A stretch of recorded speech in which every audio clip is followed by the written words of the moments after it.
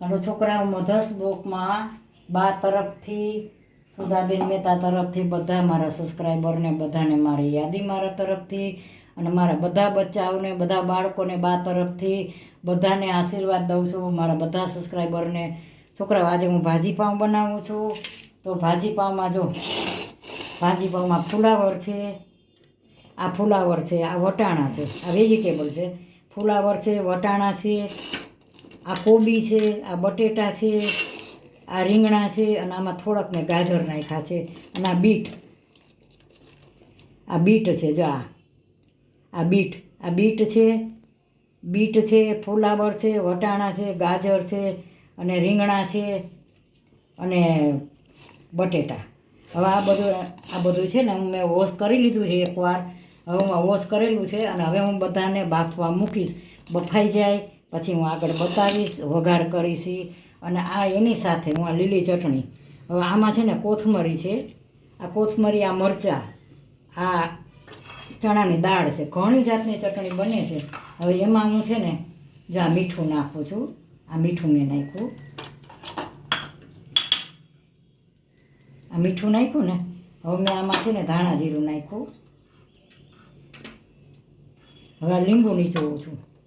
અમારે એક બાબુ છે ને સાકરવાળી નથી ખાતો, એટલે હું સાકર નથી નાખતી.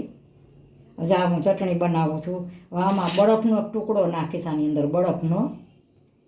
અને પછી હું છે ને ગ્રાઇન્ડરમાં ચટણી પીસીશ. આ લીલી ચટણી છે અને આ બીજી ચટણી હું બનાવીશ. આ ભાજી પાઉંની જ છે ને આ ચટણી છે ને લસણ છે અને આ મરચાં, લાલ મરચાં, કશ્મીરી મરચાં છે. મેં ગરમ પાણીમાં 5-6 મરચાં પલાળ્યા હતા ગરમ પાણીમાં. અને આ લસણ છે અને આમાં હું હવે છે ને હવેડ નાખીશ. જો આમાં હવેડ નાખ્યો, આ હવેડ નાખ્યો.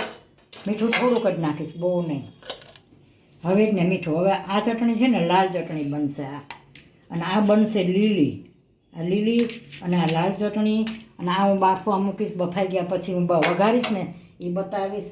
પછી આ માખણ છે, પછી આટલું ખોયલું છે, હજી આ બધું બાકી છે, આટલું ખોયલું છે. અને આ એની સાથે આ ટમેટાં છે, આ ટમેટાં છે, આ ડુંગળી છે, આ લીંબુ, આ ટમેટાં, ડુંગળી, લીંબુ. અને આ રફલી હું એમને ગ્રાઇન્ડરમાં મરચાં અને આદું છે એ એમને અધકચરા ક્રશ કરીને ભાજી પાઉંમાં નાખવાનું છે ને, એ આ તૈયાર રાખ્યા છે, એ પીસીસ.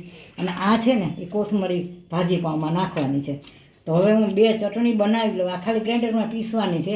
પછી 2 ચટણી બની જાય પછી 2 ચટણી બતાવું છું બનાવીને. તૈયાર જ કરી છે. અને આને બાફીને તૈયાર કરીને બતાવું છું. વઘાર આગળ બતાવું. આ બાફી અને આ ક્રશ કરી નાખ્યું છે. બાફવાનું હતું ત્યારે મેં બતાવ્યું હતું. એ બાફી નાખ્યું, બાફીને ક્રશ કરી નાખ્યું. અને ક્રશ મેં જો આનાથી કર્યું છે એ બતાવું. આ રહ્યું, આનો ઓલો સ્પેશિયલ છે ને, આ રહ્યું સ્પેશિયલ છે ને, આનાથી મેં ક્રશ કર્યું છે.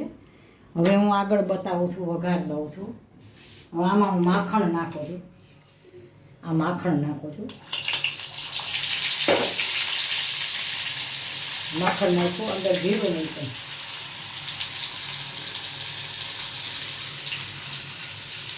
જીરું મૂક્યું. આમે હિંગ નાખી છે અંદર. આ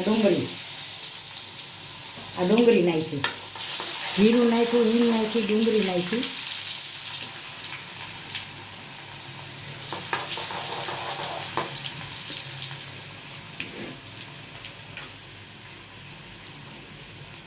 આ થોડાક ટમેટા,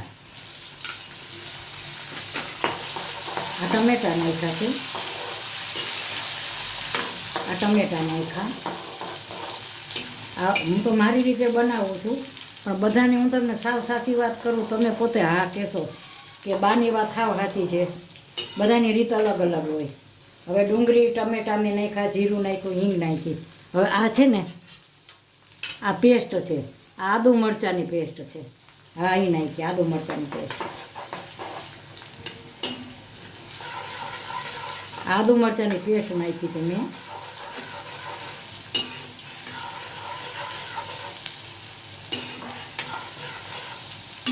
હવે હજી અમારે લસણની ચટણી નાખવાની છે, પણ થોડીક વાર પછી.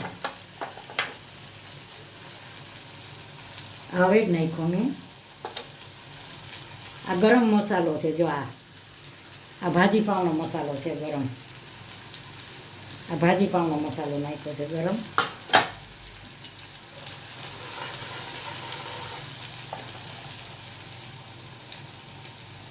આ મીઠું નાખ્યું.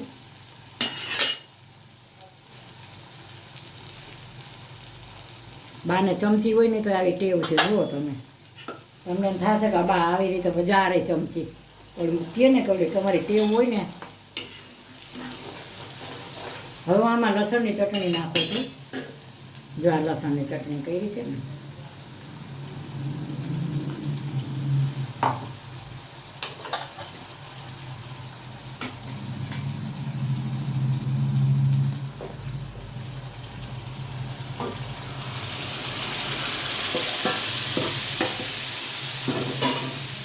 હવે અમે વઘારી ભાજી.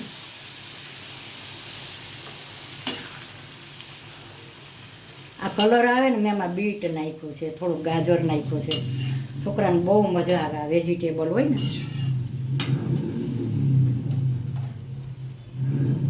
હજી હું ઉપરે નાખીશ. હવે આને હું ચડવા દઈશ. હવે આને ચડવા દેવાની છે. આ વઘાર દઈ દીધો મેં. આમાં લસણની ચટણીનો વઘાર કર્યો, બધો કર્યો. હવે એકદમ ખદખદે ઉકળે પછી પાછું વચ્ચે બતાવું પાછું.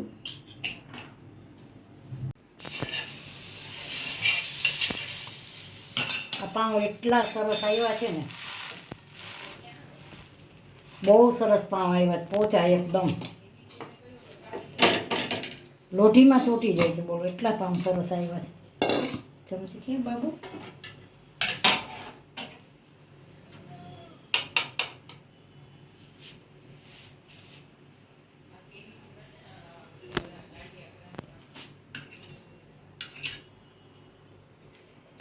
અમારે પાછું એવું છે ને, બધાને અલગ અલગ જોઈએ. અમુકને જો મીઠું ખાંડ આમાં નાખીને ન ગમે, અમુક બાબુને ગમે, અમુક બાબુને ન ગમે.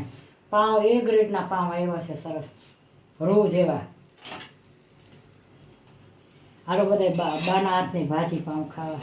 હવે છોકરા, આજ તમને ખાસ એક વાત કરું કે હમણાં કદાચ હું વિડીયો ન નાખું. શું કામ કે હમણાં છે ને ત્રણેય છોકરાઓ ત્રણેય છે, છોકરાઓ એ મને વિડીયો ઉતારી દે છે.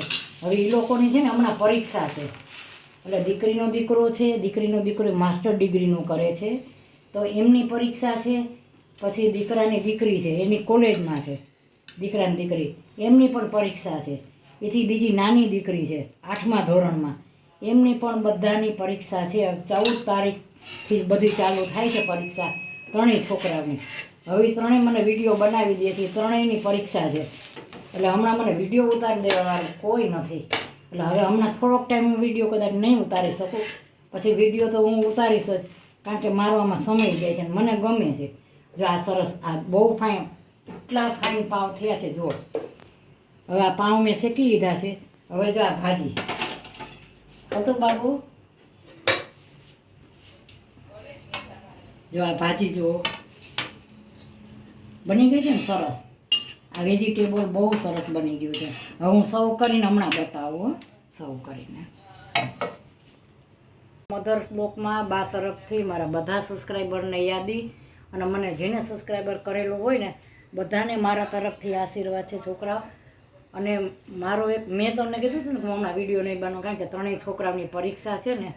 એટલે એક છે ને માસ્ટર ડિગ્રી કરે છે મોટો, દીકરીનો દીકરો, અને દીકરાની દીકરી કોલેજમાં છે. ને નાની બેબી છે ને એ મારો વિડીયો ઉતારે છે, પણ એ છે ને 8મા માટે. બધાની 14 તારીખ પછી પરીક્ષા ચાલુ થાય છે.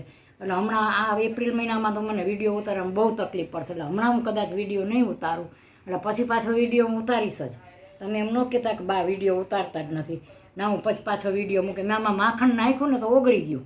આ ગરમ ભાજી પાઉં છે ને એમાં મેં માખણ નાખ્યું તો માખણ ઓગળી ગયું. તો આ છોકરા આજે મેં ભાજી પાઉં બનાવ્યા છે વેજીટેબલ. આમાં રીંગણા, બટેટા, કોબી, ફુલાવર, વટાણા, બીટ અને ગાજર, એટલી વસ્તુ મેં આની, અને રીંગણા, એટલી વસ્તુ મેં આમાં નાખી છે વેજીટેબલ. આ છોકરાઓ ખાય ને તો બહુ સારો.